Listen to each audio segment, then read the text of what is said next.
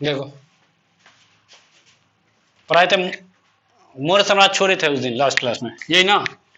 तो क्या बोले थे कि मौर्य साम्राज्य का स्थापना कौन किया था? चंद्रगुप्त मौर्य।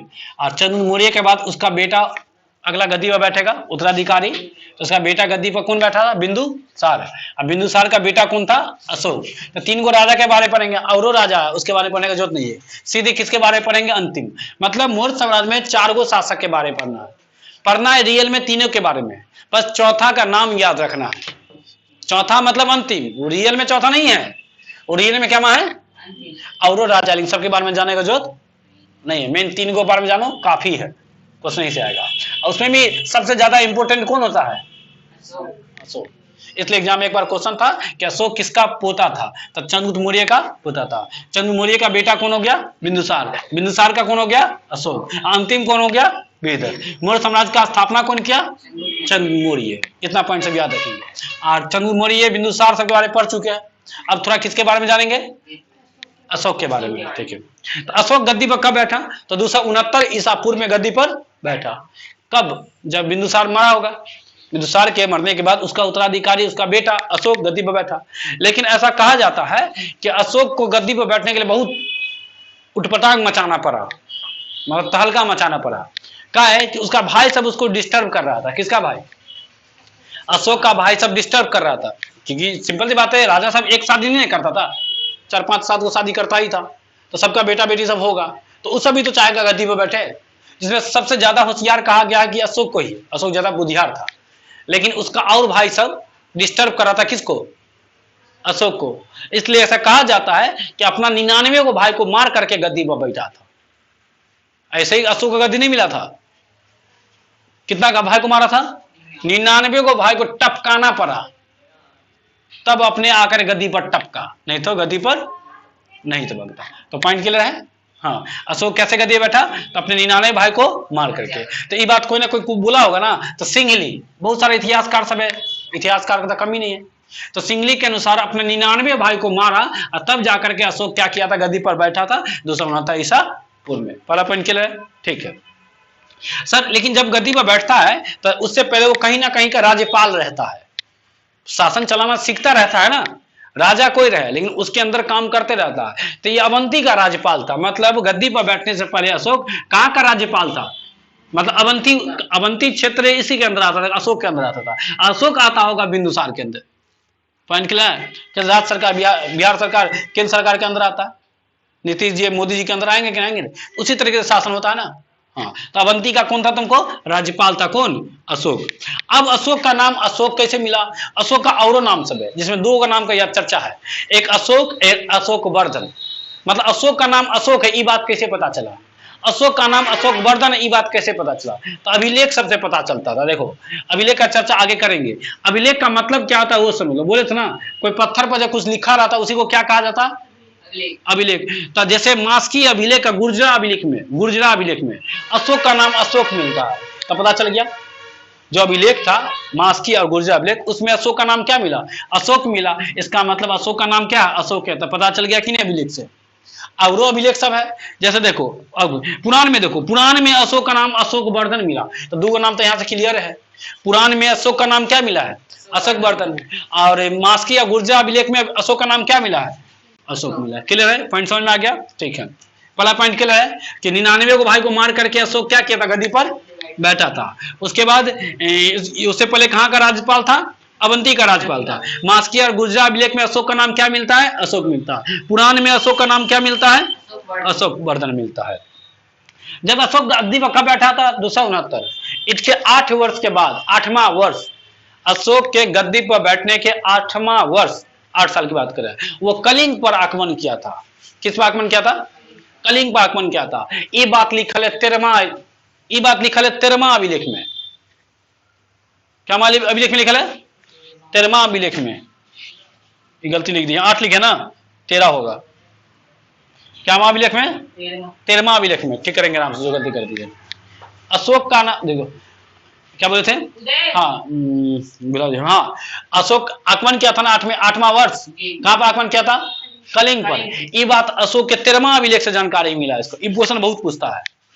अशोक जो कलिंग पर आक्रमण किया था, ये जानकारी कौन से अभिलेख से मिलता है? तो क्या कौन सा अभिलेख से मिलता है? तिरमा अभिलेख में ये बात तुमको लिखल है। आगे तो वही पॉइंट लिखल होगा। अशोक ने अपने राज्याभिषेक के, राज्याभिषेक का मतलब गद्दी पर बैठने के 8 वर्ष, लगभग 8 वर्ष कहां पर आक्रमण किया था? कलिंग पर। कितना ईस्वी में आक्रमण किया था? ईसापुर में 261 ईसापुर में 8 वर्ष राज्याभिषेक के बाद कलिंग पर आक्रमण किया और कलिंग पर अधिकार भी कर लिया, जीत भी लिया, लेकिन लगभग वहां पर 1 लाख से ऊपर आदमी को मारा। तब सिंपल बात, खून का नदी बहा दिया। इतना खून देख करके अशोक का हृदय परिवर्तन हो गया। उसको लगा कि नहीं नहीं, मार धार में कुछ रखा। इतना लोग मरा ना, सिंपल सी बात है, युद्ध होगा तो दोनों तरफ का लोग मरा होगा, इधर का ही मरा होगा, उधर का मरा, काला लगभग में 1 लाख आदमी मारा गया था, तहलका मचा दिया था। तो सिंपल सी बात, लोग मरा तो देख कर किसी का दिल दहल जाएगा ना। तो अशोक का इस चीज को, घटना को देख करके अशोक का हृदय मतलब दिल परिवर्तन हो गया, मन चेंज हो गया कि अब से हम युद्ध को नहीं करेंगे। युद्ध को कहा जाता है भेरी घोष। युद्ध को क्या कहा जाता है? तो सोचा अब युद्ध की नीति से अब किसी राज्य को मिलाने का मतलब ही नहीं कि हम अब मारपीट करें। ऐसा भी होता, बादशाह भी मिला सकते हैं। क्या बोले कि राज्य को मिलाने के अंदर, इससे पहले होता था ब्याह कर लेता था कि नहीं? पहले थे बिंबिसार से क्या कर, शादी करके मिला सकते थे, तो युद्ध करके मिला सकते थे। तो अशोक क्या सोचे कि अब हम युद्ध करके नहीं मिलाएंगे, इसलिए भेरी घोष की जगह पे वो धर्म घोष को अपना लिया। भेरी घोष का मतलब होता है युद्ध वाला नीति, मतलब तलवार पे लेंगे, और धर्म घोष का मतलब होता है धर्म के आधार पे लेंगे, प्यार से, बात से, धर्म का प्रचार प्रसार करके लेंगे। वही पॉइंट होगा, वही पॉइंट क्लियर है। तो लगभग 1 लाख लोग मारा गया उसी युद्ध में। इसी के बाद उसका हृदय परिवर्तन क्या हो, हृदय परिवर्तन हो गया, और वह भेरी घोष के जगह पे कौन सा घोष अपना लिया? तो धर्म घोष अपना लिया। भेरी घोष का मतलब तलवार पर, भेरी घोष का मतलब लात से, और धर्म का मतलब, धर्म घोष का मतलब बात से। इसका मतलब तलवार से, इसका धर्म की नीति अपना लिया। धार्मिक रूप से हम जीतेंगे, मारपीट करके न जीतेंगे। पॉइंट क्लियर यहां तक? एक क्लास और चलेगा अशोक के बारे में। अगला देखो, अब सर अशोक की पापा का नाम तो पता चल गया, क्या था? बिंदुसार। लेकिन उसकी माता का नाम शुभद्रांगी था।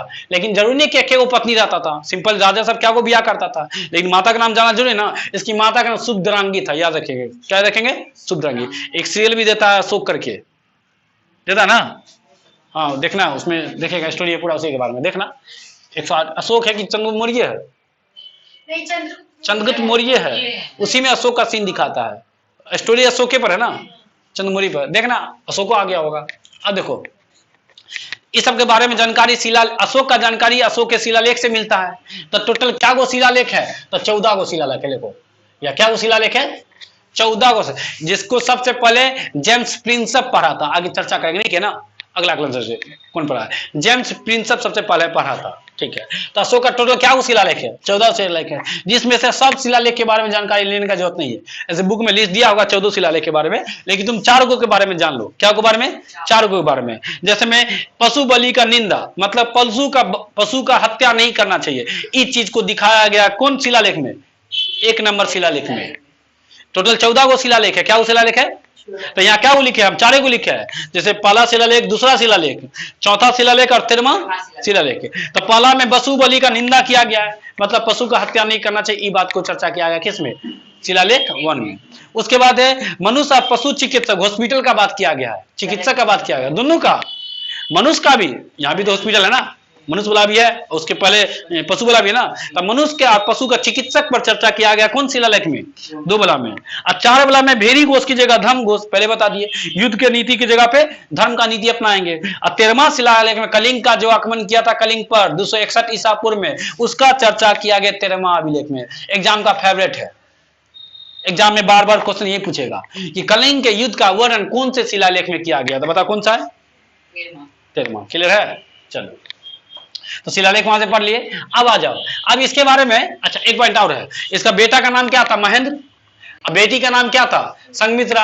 जब भेरी घोष की जगह धर्म घोष को अपना लिया, तो बौद्ध धर्म का प्रचार प्रसार करने के लिए अपने बेटा बेटी को भेज दिया कहां? श्रीलंका। और तब जाकर के वहां प्रचार, मतलब बौद्ध धर्म को फैलाया। जैसे मान लो इसी जगह पे बौद्ध धर्म भारत में है, तो दूसरे देश तक ना भेज दिया, श्रीलंका तक ना पहुंचा दिया, किसको? धर्म को। कौन धर्म को? बौद्ध धर्म का प्रचार प्रसार करने के लिए अपना बेटा बेटी को कहां भेज दिया? श्रीलंका भेज दिया। और मौर्य साम्राज्य का जानकारी तो देखो, किसी भी साम्राज्य का जानकारी 2 चीज से मिलता है, किसी भी चीज की जानकारी, या तो मिलेगा साहित्य, या तो लिखल होगा, या तो कोई वस्तु होगा। लिखल में तो किताबें हो सकता है, इसके अलावा तो कोई किताब हो सकता है, लेकिन साहित्यिक में कोई वस्तु है, जैसे शिलालेख, अभिलेख सब, अभिलेख सब किस में आता है?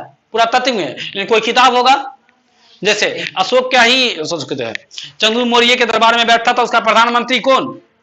कौटिल्य, विष्णुगुप्त, चाणक्य, गुरु था ना चंद्रगुप्त मौर्य का, तो वो भी तो बैठता था, तो वो भी तो किताब लिखे, तो बताओ उसी की मौर्य साम्राज्य की जानकारी मिलेगा कि नहीं मिलेगा?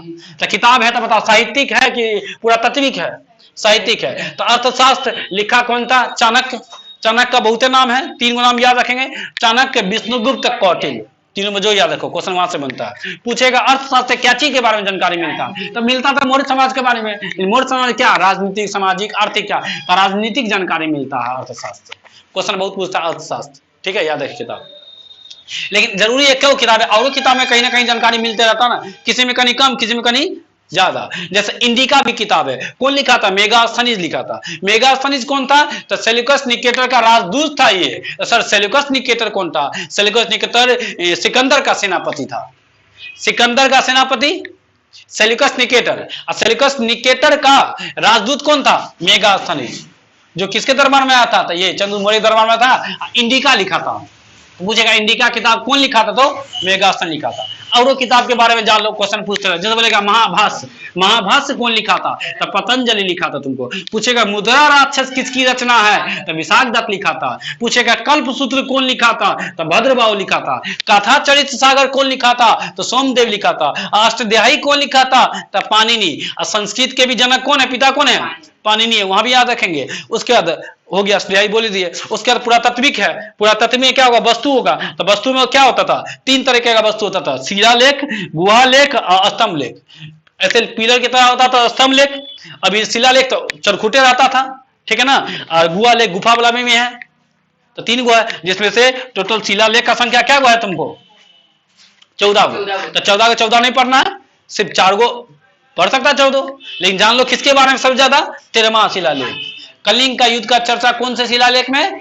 13वां शिलालेख में। इसी युद्ध में उसका क्या हृदय परिवर्तन हो गया। पूछेगा कि अशोक का हृदय परिवर्तन का चर्चा कौन शिलालेख में? तो 13वां शिलालेख। कलिंग के युद्ध का वर्णन कौन शिलालेख में? तो 13वां शिलालेख में। पॉइंट क्लियर है? एक क्लास और देंगे, कल अशोक खत्म हो जाएगा। कल अशोक कल मौर्य साम्राज्य क्या हो जाएगा? खत्म हो जाएगा। तो एक बार पूरा शुरू से अपना रिविजन कर लेना कॉपी में। पढ़े थे ना शुरू से? हाँ, जैसे कौन कौन पढ़ लिए? पाषाण काल पढ़े, उसके बाद क्या पढ़े? हड़प्पा सभ्यता पढ़े, उसके बाद वैदिक सभ्यता पढ़े, उसके बाद जैन धर्म पढ़े, बौद्ध धर्म पढ़े, महाजनपद पढ़े, उसके बाद मगध का उत्कर्ष पढ़े। और मगध के उत्कर्ष में ही क्या पढ़ रहे हैं? हाँ, मौर्य समाज पढ़े है ना। वो ट्रिक दिए थे, याद करो, ठीक ना? हाँ ठीक, क्या था? हसीन मसूक शाह। तो हरियक वंश, शिशुनाग वंश, नंद वंश, और उसके बाद मौर्य वंश, उसके बाद शुंग वंश और कन्नव वंश। मतलब शुंग वंश और कन्नव वंश पढ़ लेंगे तो मगध का उत्कर्ष क्या हो जाएगा तुमको? सातवाहन वंश भी, सातवाहन वंश यहां पढ़ लेंगे तो मगध के बारे में जानकारी। मगध में जो मेन है, लेकिन मगध में सबसे ज्यादा मेन कौन सा है? और इधर से देखेंगे तो मौर्य साम्राज्य के बारे में ज्यादा रटना। तो किसके बारे में रटो? मौर्य समाज के बारे में। बाकी 1-2 क्वेश्चन उधर से फिक्स रहता है। बीपीएससी दिखा देते, जीवक दिखा था ना, बिंबिसार के दरबार रहता था। तो कुछ क्वेश्चन फिक्स है, प्रैक्टिस कर लेंगे, कोई भी एगो बुक तो काम हो जाएगा। और रिवीजन कर लेते हैं। बता दो मौर्य साम्राज्य का स्थापना कौन किया था? चंद्रगुप्त मौर्य का बेटा कौन था? बिंदुसार का बेटा कौन था? अंतिम शासक कौन था? हाँ, अशोक कब गद्दी बैठा था? हाँ, कितना भाई को उड़ा करके गद्दी बैठा था? हाँ ठीक है। उससे पहले वो कहाँ का राज्यपाल था? अशोक का नाम, अशोक कौन कौन अभिलेख में मिलता है? गुर्जरा और मास्की अभिलेख में। पुराण में उसका नाम क्या मिलता है? हाँ, कितना वर्ष के बाद लगभग में आक्रमण किया था कलिंग पर? 8 वर्ष। कौन ईसापुर में? 261 ईसापुर में। लगभग क्या लाख लोग को मार दिया था? उसके बाद उसका हृदय परिवर्तन हो गया। हृदय परिवर्तन चर्चा कौन सा अभिलेख में है? 13वां अभिलेख में, ठीक है। उसके बाद कौन सी नीति को हटा दिया, कौन सा नीति को अपना लिया? तो भेरी घोष युद्ध की नीति को छोड़ करके धार्मिक नीति को अपना लिया, धर्म घोष को अपना लिया, ठीक है। उसके मम्मी का नाम क्या था? हाँ, टोटल शिलालेख क्या गो है? 14 गो। उसके बाद कौन धर्म का प्रचार प्रसार करने के लिए श्रीलंका भेजा था बेटा बेटी को? बौद्ध धर्म का प्रचार करने के, महेंद्र को और संघमित्रा को। उसका मौर्य समाज की जानकारी, तो किसी भी समाज की जानकारी 2 चीज तो मिलता ही है, साहित्यिक और पुरातात्विक। खाली पाषाण काल में पुरातात्विक, सॉरी पाषाण काल में साहित्यिक नहीं है, आदि माना था, लिखल वाला कुछ था नहीं। उसके बाद लखने मैंने लिखल मिला था, पढ़वे नहीं किए। वैदिक सभ्यता के बाद लिखल भी मिला और पढ़ भी रहा है, और वस्तु सब भी मिल रहा है। और अर्थशास्त्र कौन लिखा था? चाणक्य। किसका जानकारी है? राजनीति। इंडिका कौन लिखा था? मेगास्थनीज। महाभारत कौन लिखा था? मेगास्थनीज किसका राजदूत था? और सेल्यूकस निकटर किसका सेनापति था? एक आर पढ़ना सिकंदर, ठीक है। मुद्रा राक्षस कौन लिखा? विशापदत्त। कल्पसूत्र कौन लिखा? भद्रबाहु। कथा चरित सागर सोमदेव। अष्टध्यायी कौन लिखा? पाणिनि। पहला अभिलेख में क्या है? पशु बलि का निंदा। दूसरा में क्या है? मनुष्य एवं पशु चिकित्सा का चर्चा किया गया है। और चौथा में क्या है? भेरी घोष की जगह धर्म घोष। और तेरहवां में क्या है? कलिंग के युद्ध का चर्चा किया गया। हो गया, मौर्य साम्राज्य। अशोक पढ़ लिए, ठीक है। एक क्लास आओगे कल।